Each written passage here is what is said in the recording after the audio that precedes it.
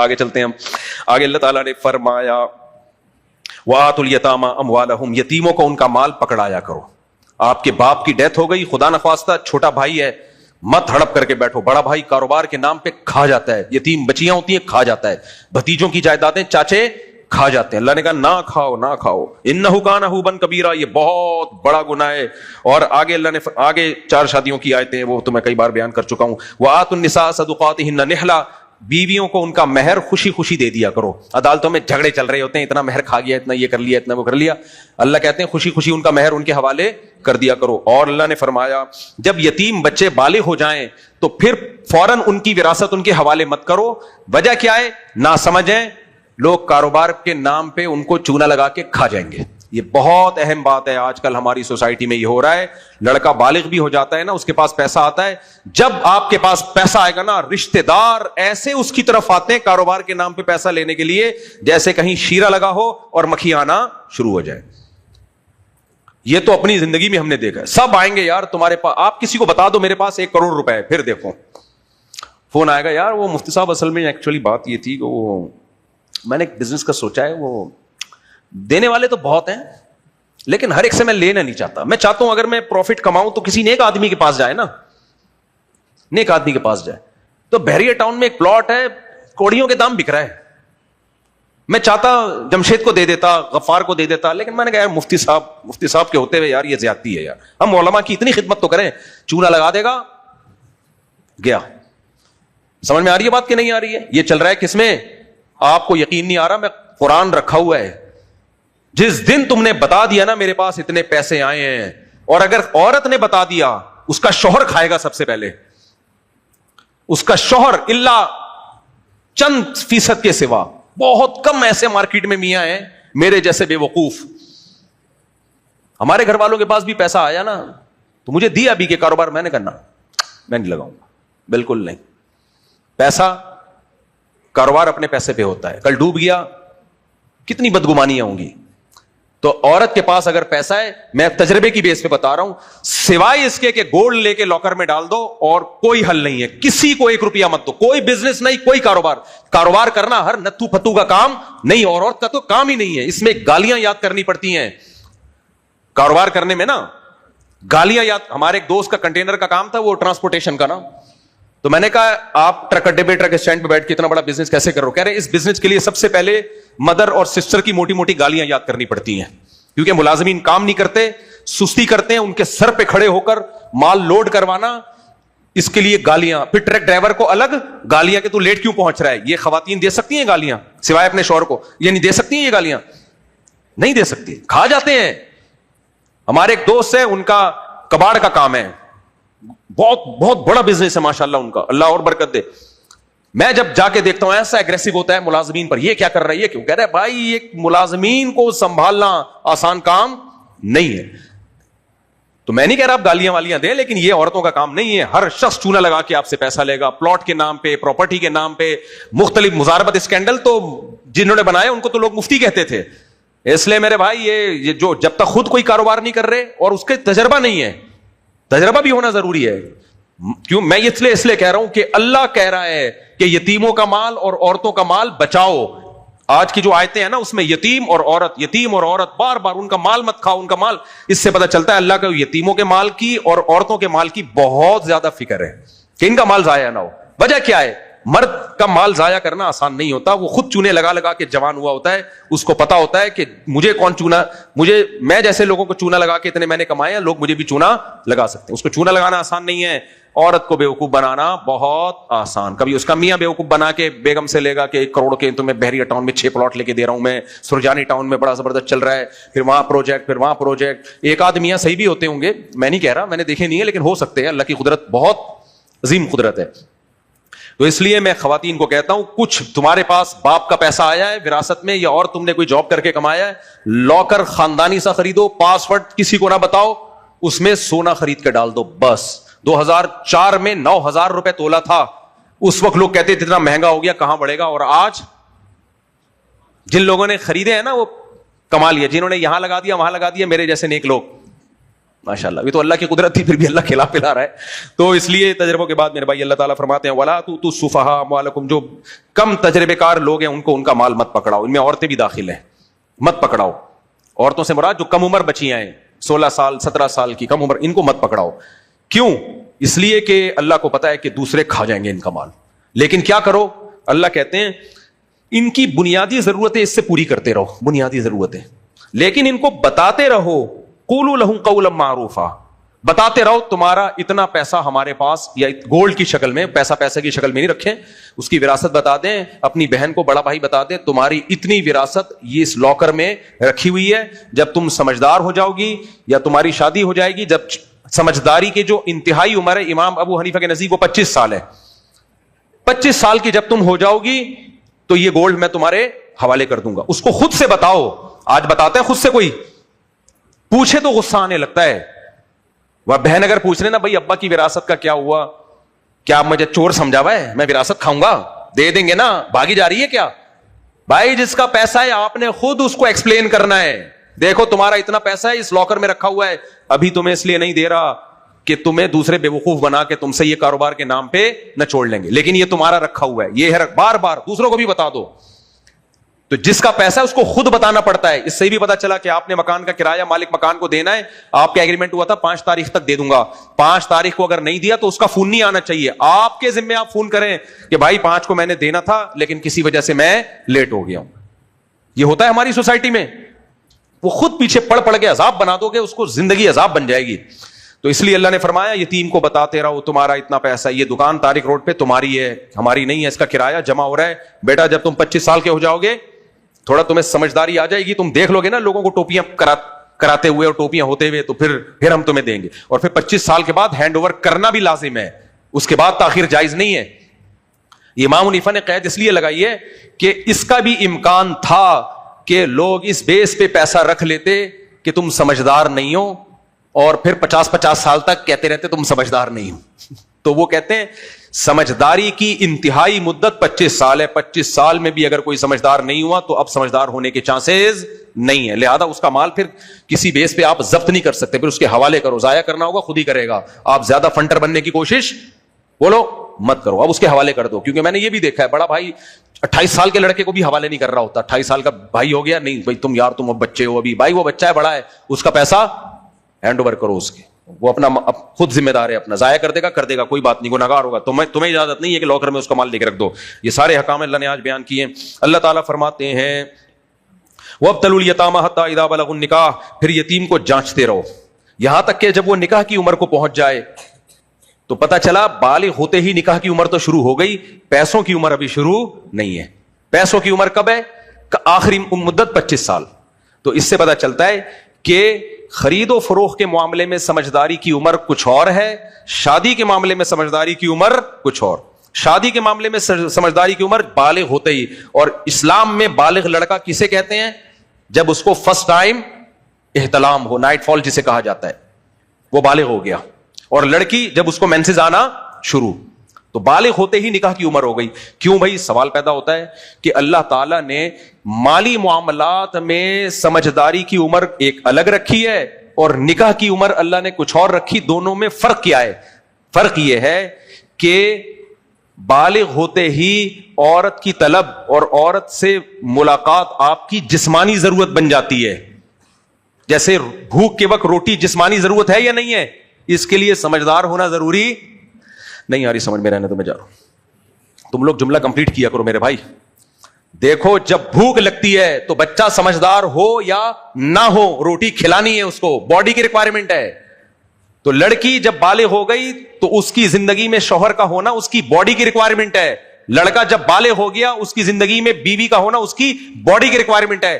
اسلام چونکہ دین فطرت ہے, قرآن دین فطرت ہے, اس لیے قرآن نے لڑکا اور لڑکی کی بلوغت کی عمر کو نکاح کی عمر قرار دیا ہے. مالی معاملات میں متولی بننا اور مالی معاملات میں سارا ان پر اعتماد کرنا, سمجھدار ہونا, اس کی عمر نہیں قرار دیا. سمجھ میں آ رہی ہے بات؟ تو یہ ایک فرق ہے, اور آج کی سوسائٹی میں یہ فرق ختم کر دیا. اس لیے بلوغت کی عمر قرآن کی نظر میں, اور یہ کمبخت قانون بنا رہے 18 سال سے پہلے لڑکی کی شادی نہیں ہو سکتی. بنانے دو, اپنا مذاق خود ہی اڑواتے ہیں. کیا خیال ہے؟ اچھا میرے بھائی، ہم نے تو 2 بھانجیوں کی شادی 13 سال میں کی، اپنی بیٹی کی شادی 13 سال میں کی، ایک بیٹی کی شادی 16 سال میں کی. کھلے عام کہہ رہا ہوں، جس نے کیس کرنا ہے کر کے مجھے جیل میں بھجوا دے، میرے لیے بڑی خوشی کا دن ہوگا جس دن جیل جاؤں گا. اس کے بعد آ کے پھر یہی کام کروں گا، لوگوں کو یہ ترغیب دوں گا. سمجھ آ رہی بات؟ اور اللہ کا شکر ہے جن بچیوں کی ہم نے شادی کی 5-6 سال ہو گئے، ان کی شادیوں کو خوش ہیں وہ. اگر میں ان کی شادی ڈیلے کرتا، اچھا رشتہ ہاتھ سے نکل جاتا. رشتے تلاش کرتے رہو بیٹھ کے. تو اللہ نے اچھے رشتے دے دیے، اللہ اچھا ہی رکھے. ایسا نہ ہو کہ یہ بیان سن کے گندے ہو جائیں وہ. اچھا ہی رکھے اللہ، ان کو خوشی رکھے اپنے گھر میں، اور آپ لوگوں کی نظر بد سے اللہ تعالیٰ بچائے. آپ لوگ کی نہیں، مذاق سے کہہ رہا ہوں، آپ کیوں نظر بد سے بتاؤ. تو بھائی ہم تھوڑی پاگل ہیں جو ان بے وقوفوں کی وجہ سے اپنے نظام کو اتنا پیارا سسٹم. ہاں 13 سال کی عمر میں لڑکی کا اچھا رشتہ نہ ملے پھر نہیں کرو. 13 سال کا مطلب یہ نہیں کہ جو آڑا ترشا آ رہا ہے بس پکڑا دی، نہیں آ رہا تو بھائی 40 سال میں بھی نہیں کرو. لڑکی کی شادی ہمیشہ کفو میں ہوگی، اس سے بہتر یا اس کے برابر میں ہوگی. اس کے بہتر یا برابر ہے تو کرو، نہیں ہے تو 40 سال میں بھی نہیں کرو. غلط جگہ شادی کرنے سے بہتر ہے بٹھا کے رکھو اس کو. سمجھتے ہو کہ نہیں سمجھتے؟ آگے چلو میرے بھائی. اللہ تعالیٰ فرماتے ہیں کہ فَإِذَا دَفَعْتُمْ إِلَيْهِمْ أَمْوَالَهُمْ فَشْهِدُوا عَلَيْهِمْ. جب لڑکا سمجھدار ہو جائے نا، اب تم اس کی وراثت اس کے حوالے کر رہے ہو، لڑکا ہو یا لڑکی جو بھی ہو، تو گواہ بھی بنا لو، تاکہ کل کوئی تمہارے اوپر انگلی نہ اٹھائے کہ یہ بھائی وراثت کھا گیا ہے، یہ چاچا وراثت کھا گیا ہے. کتنی قرآن میں تاکید ہے یا نہیں ہے؟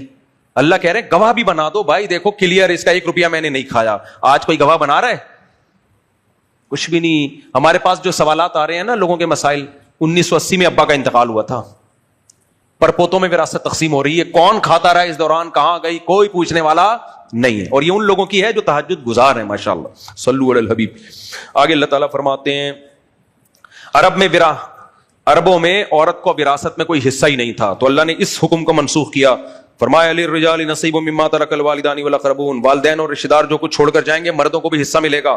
وللنساء نصیب مما ترک الوالدان والاقربون. اور رشتہ دار اور والدین جو کچھ چھوڑ کر جائیں گے عورتوں کو بھی اس میں حصہ ملے گا. یہاں ایک سوال پیدا ہوتا ہے، اسلام نے عورت پر یہ احسان کیا کہ اس کو وراثت دی، لیکن آدھی کیوں دی؟ سوال پیدا ہوتا ہے کہ نہیں ہوتا؟ آج ہمارے جو لبرل لوگ ہیں نا کمبخت، ان کے ہاں قانون یہ ہے کہ باپ مرے گا تو سارا گورنمنٹ کا ہے. ہاں وہ وصیت کر دے بچوں کا ہے تو پھر ٹھیک ہے. اسلام میں کیا ہے؟ باپ مرے گا گورنمنٹ کا نہیں ہے. اگر وہ وصیت کر کے گیا تھا نا اولاد کو نہیں ملے، پھر بھی اولاد کو ملے گا، اس میں بیٹی بھی اور بیٹا بھی. لبرل اور جو سیکولر لوگ ہیں ان کے ہاں باپ بیٹی کو وراثت سے محروم کر سکتا ہے. اسلام میں باپ اپنی بیٹی کو وراثت سے محروم نہیں کر سکتا. تو بتاؤ اسلام میں عورت کا حق زیادہ ہوا؟ یہ جو صبح شام کمبخت اسلام کے خلاف چیختے ہیں ان کے حق زیادہ ہوا؟ بولو نا. رہا یہ مسئلہ کہ اسلام نے آدھی وراثت دی ہے بیٹی کو. اب میں اس کو کئی بار مثال سے ایکسپلین کر چکا ہوں. ایک باپ نے 3 کروڑ روپے چھوڑے، اس کا ایک بیٹا جمشید، بیٹی جمشیدہ، آسانی کے لیے ہم ہاں لگا دیتے ہیں تاکہ نام میں مشکل نہ ہو. جمشید کو ملیں گے 2 کروڑ، جمشیدہ کو ملے گا 1 کروڑ. آئی بات سمجھ میں؟ اب دیکھو جمشیدہ پر کوئی ذمہ داری نہیں ہے مالی. جمشید کی جب شادی ہوگی محمودہ سے، جس محمودہ کو اپنے باپ سے 1 کروڑ ملا تھا، جمشید کی شادی کس سے ہو رہی ہے؟ محمودہ سے. محمودہ کو اپنے ابا سے کتنا ملا تھا؟ 1 کروڑ، اور اس کے بھائی کو ملا تھا 2 کروڑ. اب محمودہ کو ملا 1 کروڑ. جمشید کی جب شادی ہوگی مہر کا خرچہ کس پر ہوگا؟ جمشید پر. محمودہ پر ہوگا؟ نہیں. ولیمے کا خرچہ کس پر ہوگا؟ بارات تو ہے ہی نہیں نا اسلام میں. جمشید پر. محمودہ پر ہوگا؟ نہیں. بچے پیدا ہوئے ڈیلیوری کا خرچہ کس پہ ہوگا؟ جمشید پر. محمودہ بچے پیدا کر رہی ہے اپنے، لیکن اس پہ خرچہ نہیں ہے. بچوں کی تعلیم اور بیماریاں اور خوراک وہ سارا خرچہ محمودہ پر ہے یا جمشید پر ہے؟ جمشید پر. پھر آگے بچیوں کی شادی کی ذمہ داریاں، پھر آگے بیٹوں کو پڑھانا وغیرہ وغیرہ وغیرہ. گیس بجلی کا بل جمشید پر ہے محمودہ پر ہے؟ جمشید پر. بل، گیس کا بل، بجلی کا بل، سلنڈر ختم ہو گیا، بار بار میں جو اپنے پٹی ہیں وہ بتانا شروع کر رہا ہوں. اب بار بار ہمارے علاقے میں گیس نہیں آ رہی، بار بار سلنڈر تبدیل بھیجنا خادم کو، یہ سلنڈر لے کے جا، وہ والا سلنڈر اس گھر میں، یہ اتنے سارے ہم لوگ سلنڈر کا میں سوچ رہا ہوں اپنا بزنس شروع کر دوں. یہ سارے خرچے جمشید پر ہیں یا محمودہ پر؟ محمودہ مرے گی 1 کروڑ اس کے پاس ویسے کے ویسے رہیں گے، اور جمشید جب مرے گا کہنے کو تو 2 کروڑ دیے، خرچے 10 کروڑ کے ڈال دیے اس کے اوپر. نہیں آ رہی میرا خیال ہے بات؟ تو فیور کس کو دے رہا ہے اسلام؟ جمشید کو یا محمودہ کو؟ محمودہ پیڑے کھانے کے علاوہ اس کا کوئی کام بولو. اب تو وہ ایک کام پہلے محمودہ کا ہوا کرتا تھا بچے پیدا کرنا، اب تو وہ بھی 1 آدھ بچے کے بعد وہ بھی ختم. ایک ہوتا تھا وہ بھی ختم. چلو خیر، اب وہ کیا رونا رویا آدمی بیٹھ کے، حلالی پن لگا کے رکھا ہوا. آگے چلتے ہیں ہم. اللہ تعالیٰ فرماتے ہیں نصیبا مفروضہ، اور یہ حصے بھی ہم نے متعین کر دیے ہیں. یعنی بیٹے اور بیٹی کو جو باپ سے ملے گا اس میں بھی تمہیں کانٹ چھانٹ کی اجازت نہیں ہے, کیونکہ اس میں اس بات کا امکان تھا کہ اللہ نے جب یہ کہا کہ بیٹی کو بھی ملے گا بیٹے کو بھی, تو کچھ 2 نمبری میں لوگ کرتے ہیں, بیٹی کو 5 روپے پکڑا دیے, چل تجھے مل گیا نا, بس قرآن کے مطابق عمل ہو گیا. نہ اللہ کہتے ہیں نصیبا مفروضہ, وہ حصے میں نے بیان کر دیے ہیں, اسی کے حساب سے ملے گا. ایک بڑی پیاری آیت فرمایا وَلْيَخْشَ الَّذِينَ لَوْ تَرَكُوا مِنْ خَلْفِهِمْ ذُرِّيَّةً ضِعَافًا خَافُوا عَلَيْهِمْ. کیسی پیاری آیت ہے, خدا کی قسم. اللہ کہتے ہیں کہ تم دوسروں کے یتیم بچوں کو پالو, اس کا خیال کرو. بھابھی بیوہ ہو گئی, اس کے بچے کون پالے گا؟ دیور پالے گا. اور پہلے تو صحابہ میں یہ تھا کہ بھابھی سے نکاح کر لیا کرتے تھے تاکہ ان بچوں کے ہم ستیلے باپ بھی بن جائیں. تو اللہ کہتے ہیں آج الٹا ہو رہا ہے, کیونکہ فیملی پلاننگ والوں نے کھوپڑی میں یہ بٹھا دیا ہے کہ 2 سے زیادہ بچے نہیں ہونے چاہیے, بچے زیادہ ہوں گے تو بوجھ. تو جب اپنے پیدا نہیں کر رہا تو دوسروں کے کیوں پالے گا؟ کیونکہ وہ تو بوجھ بنا دیا نا سوسائٹی نے. سمجھ میں آ رہی ہے کہ نہیں آ رہی؟ سوسائٹی نے ان بچوں کو کیا بنا دیا؟ بوجھ. جب تک بچے نعمت سمجھے جاتے تھے کہ بوجھ نہیں ہے, یہ تو نعمت ہے, آپ پالیں گے, آپ کی انٹرٹینمنٹ کا ذریعہ بنیں گے, آپ کی خدمت کریں گے, آپ کے لیے گفٹ ہے یہ گاڈ خدا کا. تو جب تک یہ فلسفہ تھا اس وقت بچوں کے بارے میں قرآن اندازی ہوتی تھی. باپ یا ماں مر جائے تو کون رکھے گا؟ ہر خاندان کا فرد کہتا تھا میں رکھوں گا اس کو, کیونکہ بچہ نعمت سمجھا جاتا تھا. حضرت مریم کی والدہ کا انتقال ہوا تو قرآن کہتے ہیں قرآن اندازی جھگڑے شروع ہو گئے خاندان میں, حالانکہ بیٹی تھی. ہر خاندان کا فرد کہہ رہا ہے یہ بچی میں رکھوں گا, دوسرا کہہ رہا ہے میں رکھوں گا. ایہم یکفل مریم. تو قرآن اندازی ہوئی, زکریا علیہ السلام جو آپ کے خالو تھے ان کے نام کا رقعہ نکلا, پھر انہوں نے رکھا حضرت مریم کو. فیملی پلاننگ کی بدبو محسوس ہو رہی ہے.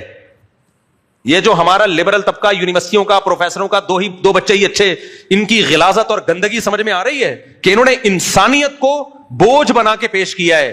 جب تک اس غلیظ نعرے سے لوگ متاثر نہیں تھے, انسان نعمت سمجھا جاتا تھا. لوگ چاہتے تھے ہماری اولاد بھی زیادہ ہو اور دوسروں کے بچے بھی ہم پال لیں اگر ان کے ماں باپ مر گئے ہیں.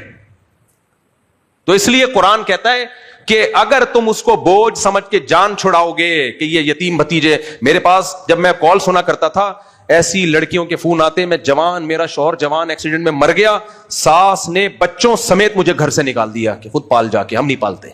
رو رہی ہیں, چیخ رہی ہیں. اور پھر میں سنتا تھا بزرگوں کے بیان کہ دوسری شادی نہیں کرنی چاہیے. یار اس لڑکی کا کیا ہوگا یار جو اپنے بچوں کو لے کے روڈ پہ آئی ہے؟ اس کا ان علماء کے پاس کوئی حل ہے؟ نہیں جی, عدل نہیں ہو سکتا. بھائی بے عدلی کر کے وہ ظلم نہیں ہوگا جو اس کو روڈ پہ چھوڑ کے تم ظلم کر رہے ہو. پھر ایسی لڑکیوں کے فون بھی آئے کہ ہم بیوہ ہوئے جوانی میں, ہمارے بچے بھی تھے, شادی کوئی ڈھنگ کا آدمی کر نہیں رہا تھا, دوسری کرنے کے لیے تیار نہیں تھا. نتیجہ ہم نے جاب کی اور جاب میں ہمارے باس نے ہماری عزتیں لوٹی ہیں کیونکہ اس کو پتا تھا مجبور ہے. یقین نہ آئے نا, کوئی جوانی میں لڑکی طلاق یا بیوہ ہو جائے, اس کو جاب کرواؤ, جیسے سانڈ ہوتا ہے نا سانڈ, اس طرح سے سونگنا شروع کر دیتے ہیں ٹھرکی لوگ جن کو پتا چلتا ہے, ایسے سونگنا شروع کر دیتے ہیں. یہ ہماری سوسائٹی میں عورت کا کیا ہے حال ہے. اس لیے بھائی پاگل میں نہیں ہوں, پاگل وہ لوگ ہیں جو میرے خلاف بول رہے ہیں. آگے چلتے ہیں. میں پانی نہیں پیوں گا, یہ ذہن میں رکھنا, یہ جو لوگوں نے پانی پیا بھائی. تو اللہ تعالیٰ فرماتے ہیں, یہ بہت زبردست آیت ہے. اللہ کہتے ہیں تم اپنے بھائیوں کے بہنوں کے بچوں کو پال لو. کیوں؟ وَلْيَخْشَ الَّذِينَ لَوْ تَرَكُوا مِنْ خَلْفِهِمْ ذُرِّيَّةً ضِعَافًا. دیکھو تمہاری بھی کمزور اولاد ہے, تم ان کے بارے میں سوچو. اگر تم مر گئے اور تم نے یہ کمزور اولاد چھوڑی تو تم کیا چاہتے ہو تمہارے رشتہ دار ان کے ساتھ کیا سلوک کریں؟ اپنے چھوٹے چھوٹے معصوم بچوں کو دیکھا کرو. خدا کی قسم, باپ مر جائے نا, ان چھوٹی بیٹیوں کا اور بچوں کا ہماری سوسائٹی میں کوئی پرسان حال نہیں. کوئی وہ محبت ملتی نہیں ہے ان کو, کوئی پوچھنے والا نہیں. بچیوں کا تو حال ہی خراب ہو گیا, بس برباد ہو گئی. تو اس لیے اللہ کہتے ہیں جو اپنے بارے میں پسند کرتے ہو دوسروں کے بارے میں بھی وہی پسند. اور ان آیتوں پہ ہمارے نبی نے عمل کیا ہے. کچھ موٹیویشنل اسپیکر ہوتے ہیں یوٹیوب پہ آ کے تقریریں بڑی بڑی کر رہے ہوں گے, عمل میں زیرو. ہوتے ہیں کہ نہیں ہوتے؟ ایسی لمبی لمبی جتنے آج کل آ رہے ہیں نا ٹش پش کر رہے ہوتے ہیں. ان کے اپنے ظرف دیکھا کرو. ہمارے نبی کے گھر میں 40 دن چولہا نہیں جلتا تھا, اتنی غربت. 9 بیویاں رکھی ہوئی ہیں. ام سلمہ رضی اللہ عنہا بیوہ ہو گئی, ان سے نکاح کر رہی ہیں. تو ام سلمہ نے فرمایا یا رسول اللہ آپ مجھ سے نکاح کریں گے, پہلی بات تو میری عمر زیادہ ہے, دوسرا میرے تو یتیم بچے ہیں. تو آپ نے فرمایا تمہاری عمر اگر زیادہ ہے تو میری تم سے بھی زیادہ ہے, کوئی بات نہیں ہے, اور یتیم بچے لے آؤ. وہ بھی جہاں اتنے گھر اللہ توکل پہ چل رہے ہیں ان کو بھی لے آؤ. تو ہمارے نبی نے پالا ہے یتیم بچوں کو. ایک پالنا عیدی سینٹر میں ہوتا ہے, جا کے بکرا دے کے آ جاؤ. ایک پالنا عزت کے ساتھ ہوتا ہے, گھر میں رکھ کر. کیونکہ آپ جب کسی عورت کو بیوی بنا لیتے ہیں تو پھر اس کے بچوں کو یتیم بچوں کی طرح نہیں پال سکتے, اپنا بچہ بنا کے پالنا پڑتا ہے اس کو. سمجھ میں نہیں آ رہی میرا خیال ہے؟ تو یہ ہمارے نبی کا ظرف ہے. اور عبد الرحمن ابن ابی سلمہ وہ نبی کے بیٹے تھے, یعنی ستیلے بیٹے تھے. وہ حدیث سناتے ہیں کہ میں نبی کی گود میں تھا اور نبی مجھے کھانے کے آداب سکھا رہے تھے. کل مما یلیک, اپنے سامنے سے کھایا کرو. محدثین نے یہ حدیث کھانے کے آداب میں بیان کی ہے. میں کہتا ہوں اس سے کھانے کا ادب بھی ثابت ہوتا ہے کہ کھانا کیسے کھانا ہے, لیکن اس سے یہ بھی ثابت ہوتا ہے کہ جیسے کھانا اپنے سامنے سے کھانا سنت, اس سے یہ بھی ثابت ہوتا ہے کہ بیوہ عورت سے نکاح کر کے اس کے بچوں کو پالنا اور ان کو کھانے کے آداب سکھانا یہ بھی نبی کی سنت. اور یہ والی سنت کھانے والی سنت سے زیادہ امپورٹنٹ. ہم نے کھانے کی سنت کو تو فوکس کر لیا, اس سے بڑی سنت جس کے بغاوت سے سوسائٹی میں تباہ ہو رہی ہے اس کو ہم نے پسے پش ڈال دیا. سمجھ میں آ رہا ہے کہ نہیں آ رہا ہے؟ نہیں آئے گا تو کوئی بات نہیں, پانی پی لو. آگے اللہ تعالیٰ فرماتے ہیں ان الذین یأکلون اموال الیتامی ظلما, جو یتیموں کا مال ظلم ناحق کھاتے ہیں, انما یأکلون فی بطونہم نارا, وہ اپنے پیٹ میں آگ ڈال رہے ہیں. کیا ڈال رہے ہیں؟ آگ ڈال رہے ہیں.